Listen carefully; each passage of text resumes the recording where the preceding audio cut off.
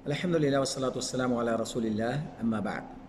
قال الله تعالى في القرآن المجيد: أعوذ بالله من الشيطان الرجيم واعبد ربك حتى يأتيك اليقين. اللہ رب العالمین نے ہمیں اپنی عبادت کے لیے پیدا کیا ہے اور ہمیں اس عبادت کو اس دنیا میں ثابت بھی کرنا ہے. جیسا کہ اللہ تعالیٰ نے بیان فرمایا کہ تم اپنے رب کی اس وقت تک عبادت کرو جب تک کہ تمہیں یقین نہ آ جائے، یعنی موت نہ آ جائے. موت تک ہمیں اللہ کی عبادت ادا کرنے سے چھٹی نہیں ہے. عبادات جو مختلف شکلوں میں ہے، زکوٰۃ بھی عبادت ہے، روزہ بھی عبادت ہے، حج بھی عبادت ہے، نماز عبادت ہے.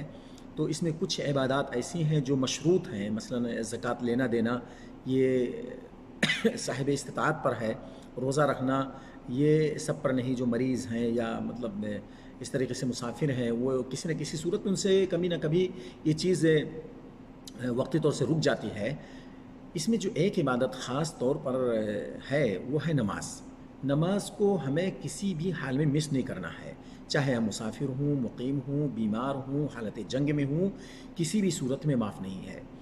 اور یہی وہ عبادت جو کسی صورت میں معاف نہیں ہے، اس میں اکثر مسلمان غافل ہیں، جس پر ہمیں سوچنا چاہیے کہ اللہ تعالیٰ نے ہمیں جو حکم دیا ہے عبادت اس وقت تک کرنے کے لیے جب تک کہ موت نہ آ جائے، اور اس خصوصی عبادت کے اندر ہم غفلت کا شکار ہیں. ہمیں اس جانب توجہ دینی چاہیے تاکہ کل قیامت کو جب اعمال کا سب سے پہلے حساب ہوگا تو اس میں سب سے پہلے نماز کے متعلق پوچھا جائے گا.